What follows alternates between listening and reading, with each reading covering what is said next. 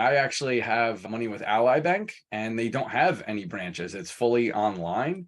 It's actually a massive savings. What we've seen all over the country, especially with smaller community banks, is they've closed down. And the fascinating thing is most people don't go physically to banks for cash anymore. They'll go to an ATM, but they really don't have the need to go into a bank and physically grab cash. I actually owned a laundromat, and I remember, I'll never forget this. I was depositing cash at the bank and they were charging me money to deposit cash.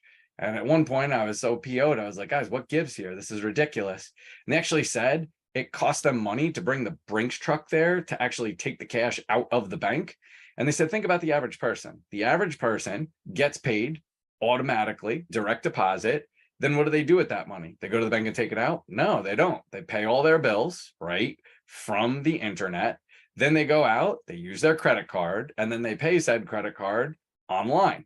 So there's a lot of people that don't really have physical cash on them. A few weeks ago, I asked my students in class, I said, raise your hand if you have any amount of cash on you, just any amount, not like a particular amount, any amount of cash on you. And it was literally 10% of the class. I was shocked.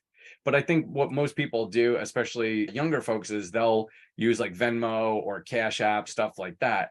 Like me and my friends, we're still like more on the old school. If we all go out to eat, it's I'll put it on my card, everybody else give me cash. That's one of the differences that we see nowadays. But it is pretty fascinating stuff when you look at banks and how they operate. The cost of actually keeping the bank open is so significant. Even larger banks, Bank of America, Wells Fargo, have been consolidating pretty significantly because it's just such an incredible cost when you think of property taxes and utilities and stuff like that. And for so few people coming to the bank, it's just not worth it for them. If you like what you see, subscribe and share.